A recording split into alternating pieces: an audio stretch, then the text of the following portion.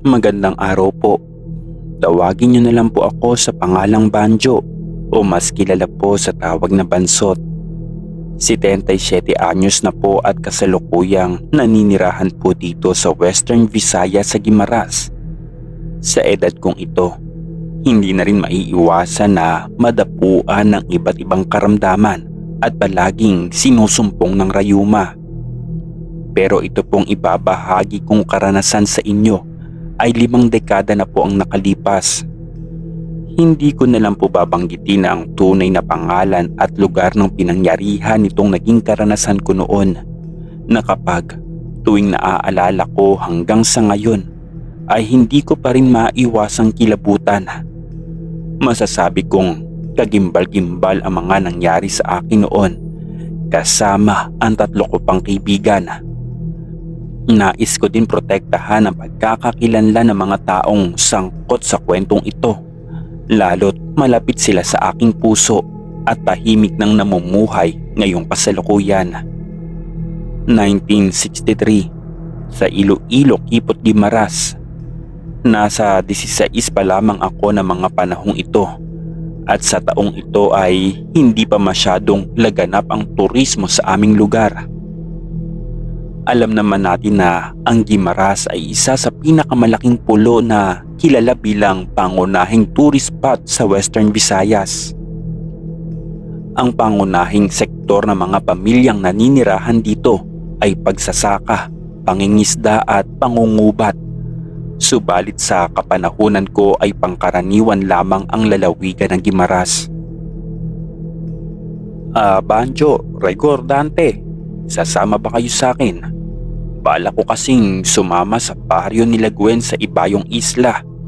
Inimbitahan kasi ako ni Gwen na pumunta sa kanila dahil malapit na daw ang araw ng kanilang kapistahan. Wika ni Tantan sa amin habang nakatambay po kami sa isang abandonadong kubo na natatanaw lang namin ang malawak na karagatan. Ang karagatan po ang nagsisilbi naming tambayan dahil mahilig kaming magkakaibigan na maligo po sa dagat. Panguhuli po ng mga isda at pangunguha ng mga alimasag sa batuhan ang pangunahing naming libangan. Iniihaw namin ang mga nahuhuli naming mga isda sa mismong kubo na aming pinagtatambayan. Araw noon ng bakasyon, kaya po napapadalas ang pagsasama naming magkakaibigan sa isla. Si Gwen po pala ay ang babaeng nililigawan ni Tantan. Bagong salta lamang ito sa aming lugar, kasama po ang kanyang mga magulang.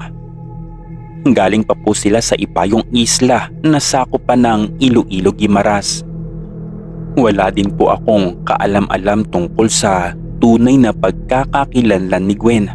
Pati ang aking mga kababaryo ay iniiwasan ng kanyang mga magulang noong malaman nila na galing pa ang mga ito sa Ibayong Isla, ang Isla del Barrio. Kakaiba po kasi ang ikinikilos ng mga magulang ng dalaga at bihira lang silang lumabas sa kanilang bahay, lalo na po ang dalagang si Gwen na hindi po nakikisalamuha sa mga tao at mailap po sa aming mga kabataan. At dahil po mas malapit lang ang bahay nila Tantan sa tinutuluyan nila Gwen, ay siya po ang mas nakakakilala sa pagkatao po ng dalaga. Noong mga panahong iyon ay watak-watak pa ang mga kabahayan at hindi pa po sementado ang mga kalsada. Sa madaling salita, liblib pa noon ang aming lalawigan. Sa mahigit 3 buwan na paninirahan ng pamilya nila Gwen sa aming baryo, ay nananatiling misteryo ang kanilang pamilya. Bagamat kahit na mahinhin ang dalaga at mailap sa mga tao, pumukaw naman ito sa atensyon ng aking kaibigan na si Tantan. Dahilan po para magkaroon siya ng interes na makilala lalo ang bagong lipat na dalaga. Maganda po si Gwen, Sir Jay. Maliit ang muka, balingkinita ng katawan at nag-uumapaw ang karisma na nababagay sa morena niyang balat. Kinalaunan ay naging malapit sa isa't isa bilang magkaibigan sina Tantan at Gwen na labis naming ipinagtataka dahil mailap nga ito sa mga tao. Lalo't bihira lamang itong lumabas po sa kanilang bahay. Madalas na lumalabas ang dalaga at ang kanyang mga magulang tuwing sasapit lamang ang dapit hapon. Ayon po sa mga nadidinig kong bulong-bulungan sa aking mga kababaryo. Simula noong maging malapit si Tantan sa dalaga, ay bihira na lang namin itong makasama tuwing nagtatakip silim. Iyon kasi ang oras na madalas silang nakikita ni Gwen sa lilim ng puno ng gita na may ilang metro lang ang layo sa bahay po ng dalaga. Tuwing pupuntahan po namin nila Regor at Dante ang aming kaibigan sa kanilang tagpuan, ay hindi kami pinapansin ng dalaga at nagmamadali itong umuwi sa kanila na parang iniiwasan kaming magkakaibigan. Maya-maya ay sinabi ko kay Tantan na nakakahiya naman sumama dahil siya lang naman ang inimbitahan ni Gwen at malayo din ang pinagmulan nilang baryo. Kailangan pang tumawid sa dagat bago makarating sa kanilang lugar. Yan po ang sabi ko kay Tantan na may pagdadalawang isip sapagkat nais ko talagang sumama sa kanya kung yayayain talaga ako ni Gwen, kasama din sina Regor at Dante. Kaso nga ay hindi kami inimbitahan ng dalaga. Tinanong ko pa noon si Tantan kung kailan ang eksaktong araw na pag-alis nila Gwen patungo sa kinagisnan nilang baryo. At sinagot naman ako nito na mamayang gabi na ang nakatakdang pag-alis ng mga magulang ng dalaga, lula ng kanilang bangka, habang si Gwen naman ay magpapaiwan. Sabi rin umano ng dalaga sa aking kaibigan ay magpapaiwan na muna ito dahil sasamahan pa kami nito patungo sa kanilang isla. Si Gwen na mismo ang nagsabi niyan kay Tantan na iparating daw sa amin na iniimbitahan niya kami na makipiesta sa kanilang baryo. Bukas ng umaga ang nakatakdang araw ng aming pagpunta sa ibayong isla kasama po si Gwen. At dahil literal na sa amin ang pagiging palikero, ay hindi namin naisipan na magpaalam sa aming mga magulang. At isa pa po Sir Jay, ay bihira lang kaming manatili sa aming pamamahay dahil po mas madalas ay nasa labas kami at nakatambay at gabi na umuuwi. Gayunpaman, kahit na patambay-tambay lang kami noon tuwing araw ng bakasyon, ay hindi naman kami naging suwail at pabigat sa mata ng aming mga magulang. May mga pagkakataon na tumutulong naman kami sa mga gawaing bahay. Bago kami tuluyang umuwi sa aming mga tahanan, ay pinag-usapan na muna namin ang mga dapat na gawin kapag naroroon na kami sa baryo nila Gwen. Sumagi sa isip namin magkakaibigan na baka marami ang magagandang babae doon. Kadalasan kasi ay mas madaling makahanap ng karelasyon sa ibang lugar. Nauna na ring umuwi noon si Tantan dahil sasamantalahin niya ang mga sandali na kasama si Gwen habang wala ang mga magulang nito. Hindi bastos ang aking kaibigan Sir Jay. Ang nais lang nitong mangyari ay malaya silang makapag-usap na dalawa. Noong mga panahong iyon ay hindi naman kami mapagsamantala sa kababaihan at ginagalang namin sila. Hindi tulad sa panahong ito na puro kalandian at kalasuan na lamang ang ginagawa ng mga kabataan. Kinagabihan, pagkatapos naming maghapunan, ay hinanda ko na ang aking kasuotan. Ang isa sa mga pormahan ko noon ay ang kamisa de chino at kupas na ambel o pantalon na paluwag ang taba sa laylayan. Ganitong uri ng mga kasuotan ang malakas na pormahan sa aking kapanahunan noon. Sa kababaihan naman ay nangingibabaw ang kanilang kagandahan kapag nakabihis sila ng traje de mestiza at panuelo. Hindi ko po naisipang magdala ng pamalit na damit dahil hindi naman kami magtatagal doon. At kahit 2 araw ko pang suot ang aking damit ay hindi naman ako mahihiya sapagkat hindi naman maselan ang mga tao doon pagdating po sa kasuotan. Nagpaalam na rin po ako sa aking ina na baka umagahin na ako ng uwi habang abala po siya sa paglalatag ng banig na higaan ng maliliit kong kapatid. Wala rin po noon ang aking tatay dahil nasa laot po ito kasama po ang kanyang kumpare na kapwa din niya mangingisda. Nagtanong naman sa aking sinanay kung saan daw ako pupunta at naibaling ang paningin sa nakatupi kong damit na nakapatong sa ibabaw ng lamesa malapit po sa tinutulugan ko. Wala po kasing kwarto ang aming bahay at sala lang kami natutulog. Hindi ko na po nagawa pang magsinungaling sa aking ina dahil malinaw naman niyang nakikita ang tinupi kong baro at pantalon. At isa pa, wala talaga akong balak na magsinungaling sa aking nanay dahil napakabuti nitong ina sa aming magkakapatid. Mapalad ako na siya ang aking naging nanay at ipinagmamalaki ko siya sa buong mundo. Huminga muna ako ng malalim bago magwika sa aking nanay.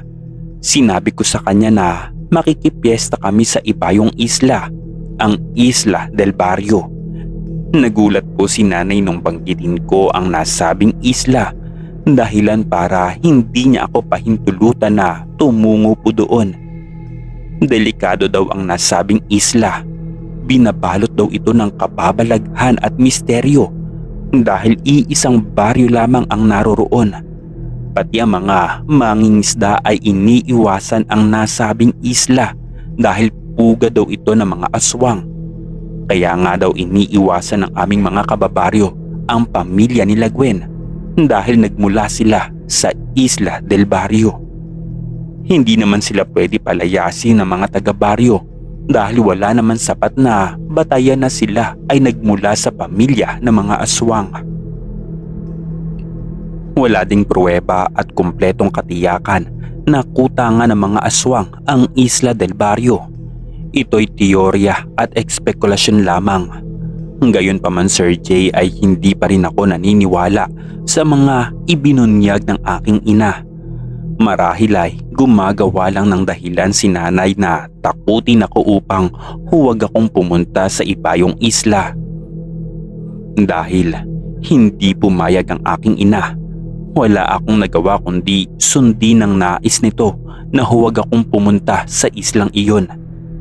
Natatakot si nanay na baka may mangyaring masama sa akin at huwag daw akong mag-alala sa aking mga kaibigan dahil panigurado na hindi rin sila papayagan ng kanilang mga magulang at yun din nga ang sasabihin sa mga ito na pinamamahayan ng mga aswang ang Isla del Barrio.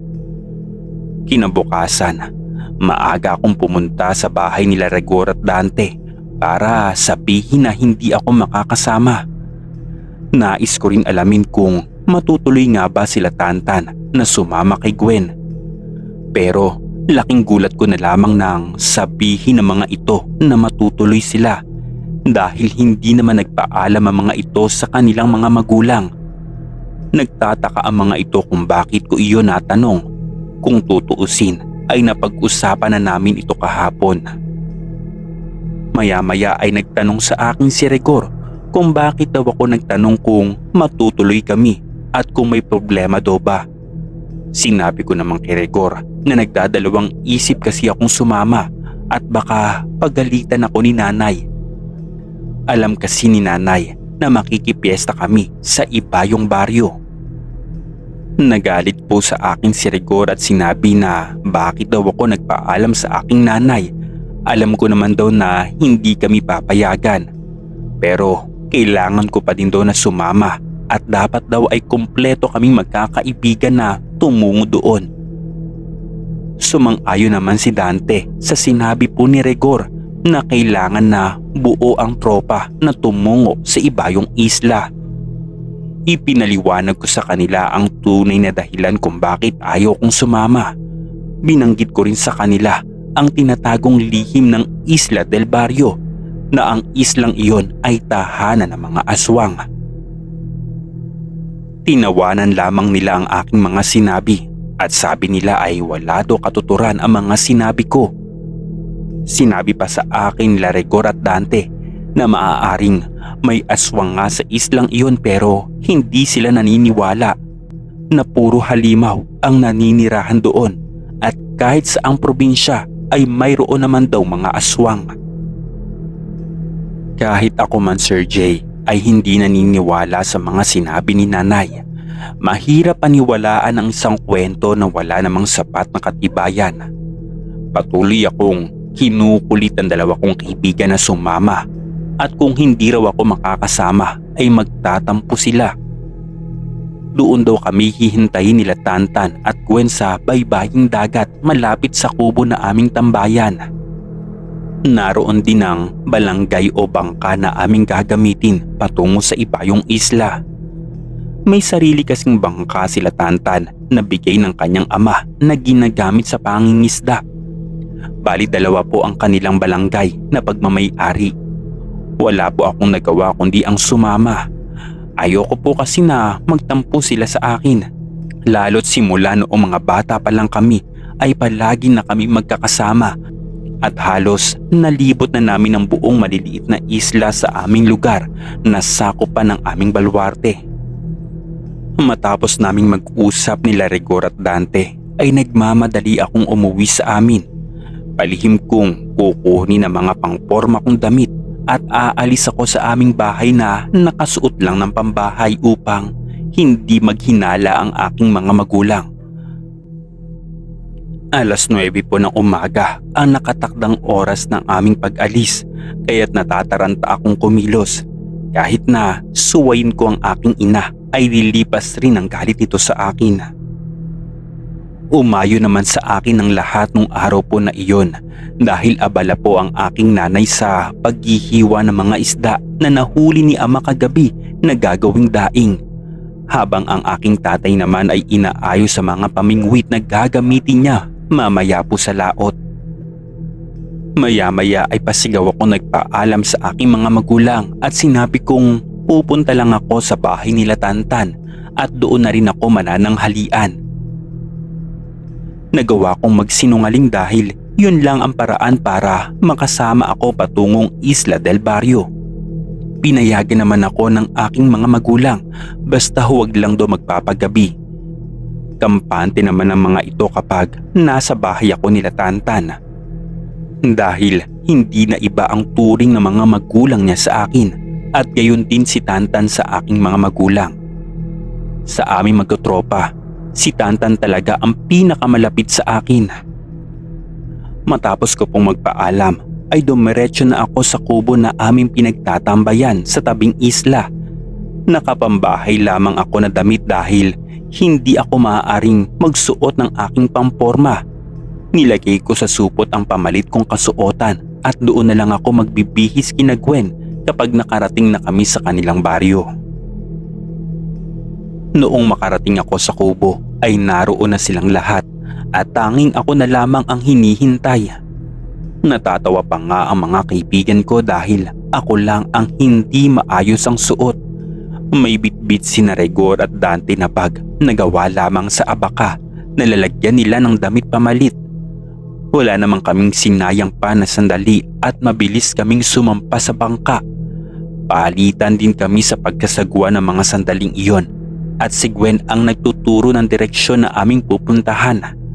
Tanging pagturo lamang ng kanyang hintuturo ang kanyang ginagawa at hindi magawang magsalita. Tulad ng aking inaasahan ay tahimik pa rin ang dalaga na parang isang pipe. Katahimikan po ang namumutawi sa aming lahat habang binabaybay namin ang malawak na karagatan. Mabuti na lang at kalmado ang panahon kaya naging madali ang aming paglalayag. Lumipas ang mahigit 3 oras na pagsasagwan ay narating na namin ang bungad ng kanilang isla. Hindi naman ganoon kalakihan ang Isla del Barrio at masasabi kong kakaunti lamang ang naninirahan dito sapagkat iilang bangka lamang ang aking nakikita. Tama nga po ang aking ina na misteryoso ang nasabing isla. Sa bungad pa lang ay kakaiba na ang aking pakiramdam. Sa bukana pa lang kasi ng Isla del Barrio ay bumungad na sa amin ang malawak na koral na may mga nakasabit na bungo ng mga hayop. Tanging iyon lang ang nag-iisang maliit na baryo sa nasabing isla na tumutugma sa paglalarawan ng aking ina. Sa katunayan, hindi naman ito baryo kundi isa lamang maliit na pamayanan o parang isang lugar na pinagkukutaan ng mga rebelde. Pati ang mga kubo ay kakaunti lamang at halos magkakakilala lamang ang mga naninirahan dito. Nagulat pa nga kaming magkakaibigan noong salubungin kami ng mga taga-baryo habang nakangising ng nakakakilabot. Karamihan po sa mga nakatira roon ay matatanda at iilan lang ang mga bata. Maging ang kadadalagahan ay mabibilang lang sa aming mga daliri na sa tingin ko ay hindi aabot sa 10. Si Gwen lamang ang may namumukod tanging ganda sa kanilang baryo. Sa puntong iyon ay nagpakita sa amin ng mga magulang ni Gwen at mariin kaming pinagmasdan mula ulo hanggang paa. Nakakapangilabot ang bawat tingin nila sa amin na tila makahulugan sa aking paningin.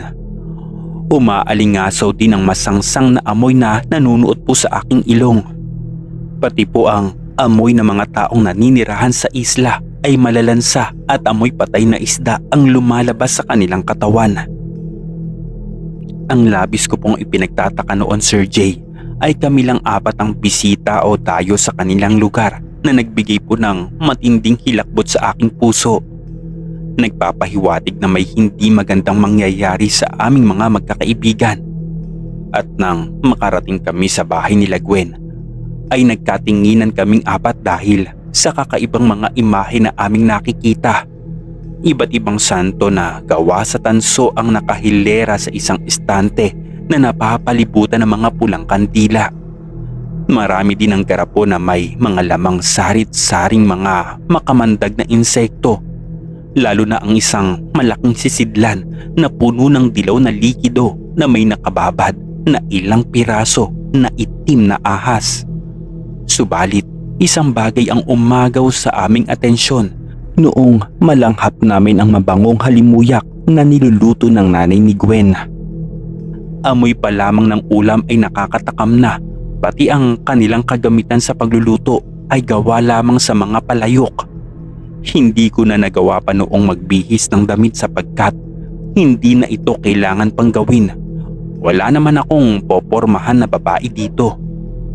At habang magkakatabi kami na nakaupo sa pahabang bangko at tahimik na iginagayak ang paningin sa buong sulok ng kubo, ay abala naman ang dalaga sa paghahanda ng mga pagkain.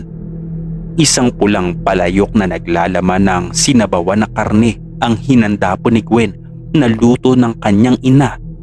Inilatag din ng kanyang ama ang ilang inihaw na karne sa ibabaw ng lamesa. At dahil kumakalam na ang aming mga sikmura, ay hindi na kami nag-atubili pang lantaka ng mga pagkain sa lamesa. Malambot at malinamnam ang karne kaya naparami ang aming kain.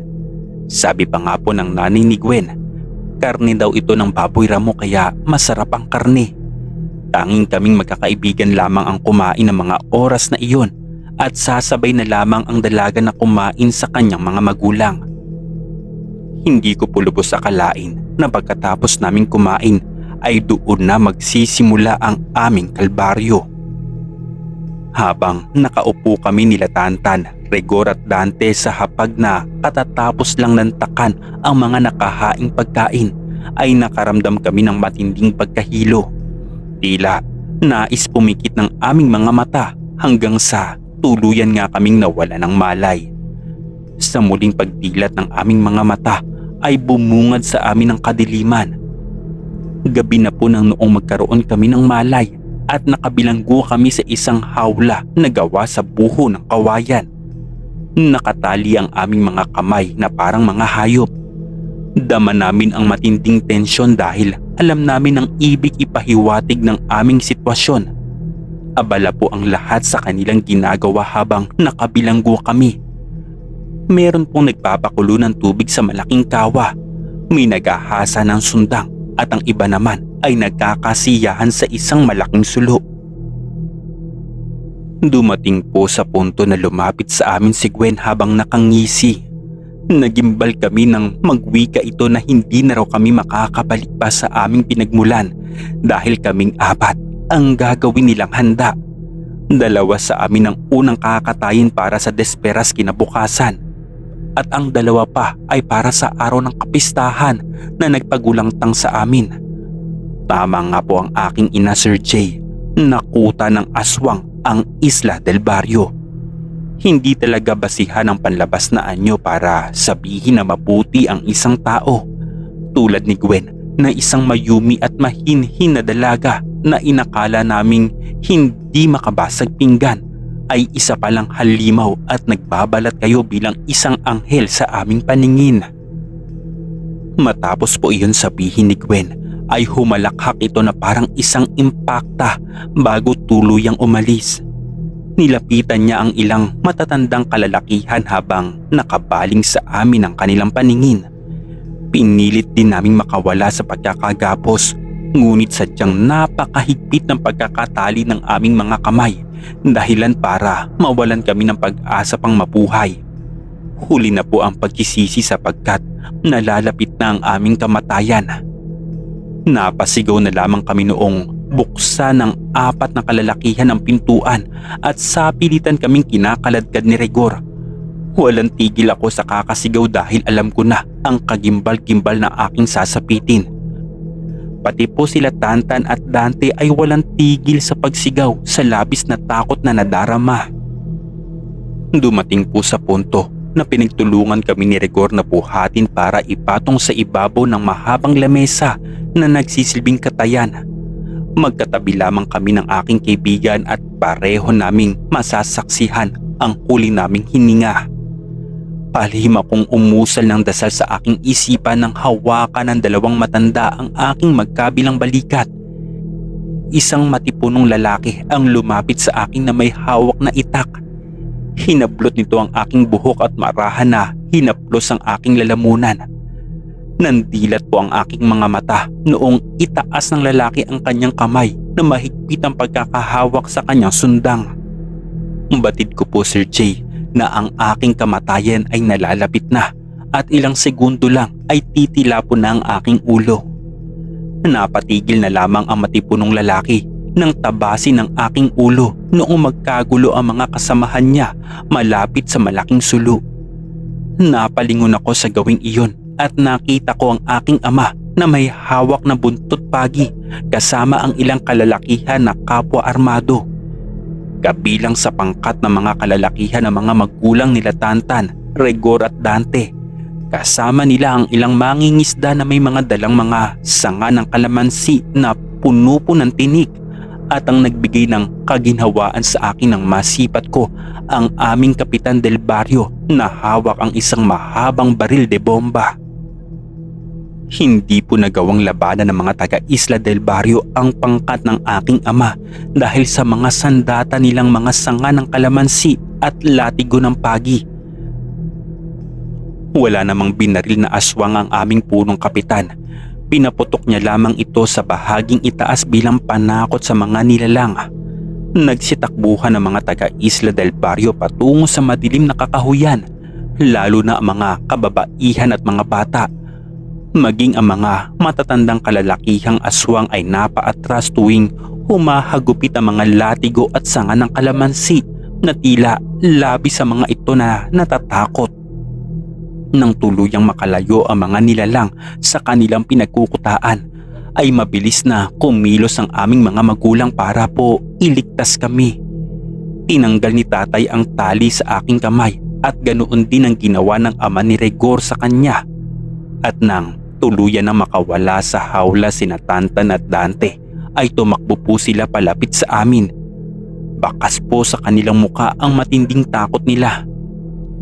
Matapos kaming iligtas ng aming mga magulang at sa tulong ng mga mangingisda at kapitan, ay mabilis naming nilisan ng kuta ng mga aswang. Hindi namin nakita si Gwen ng mga oras na iyon dahil kasama itong kumaripas ng takbo patungo po sa kakahuyan. Masasabi ko na kinatatakutan talaga ng mga aswang ang sanga ng kalamansi dahil hindi nila nagawang lumaban kahit na mag-anyong halimaw sila. Sa buntot pagi pa lamang ay wala na silang panama na kalabanin ang pangkat nila tatay at kapitan. At nang marating namin ang baybaying isla ay bumungad sa akin ang ilang mga bangka na ginamit nila. Mabilis kaming sumakay sa bangka at ligtas na nakabalik sa aming baryo. Sabi po ni tatay sa akin Naikwento ni nanay sa kanya ang balak kong pagpunta sa Isla del Barrio. Kinutuban daw ang aking ina noong magpaalam ako na pupunta sa bahay nila Tantan. Kaya tumungo siya sa aking damitan para tignan kung naroon ang damit kong isusuot sana pagpunta po sa ibayong isla. Alam po kasi ng aking nanay na ito ang paborito kong damit. Dahil hindi po niya nakita ang itinupi kong kasuotan ng nakaraang gabi ay nagduda na daw ito sa akin. Pinuntahan po ako ng aking mga magulang sa bahay nila Tantan at hindi nila ako nadatnan doon. Wala din pong kaalam-alam ang mga magulang ng aking kaibigan sa aming pinuntahang lugar. Pati po sa bahay nila Rigor at Dante ay hinanap nila ako at hindi rin ito alam ng kanilang mga magulang. Dumating po sa punto na tumungo ang aming mga magulang sa kubo na aming pinagtatambayan at wala po silang nadatnan. Buti na lamang ay may isang lalaki na nakakita sa amin na sumakay kami ng bangka kasama ang isang babae. Kaya't naisip ng aking mga magulang na natuloy kami sa pagpunta sa Isla del Barrio. Kaya po humingi ng tulong si tatay sa kapitan at sa mga kapwa niya mangingisda na mas nakakaalam sa nasabing isla ng mga aswang.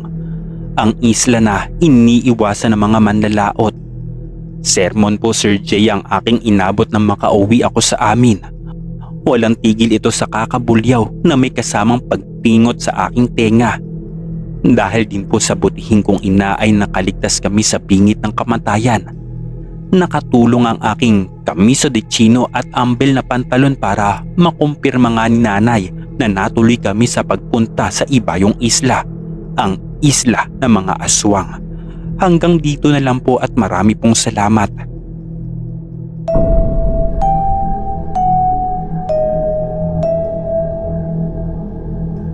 Istorya Tagalog Horror Stories.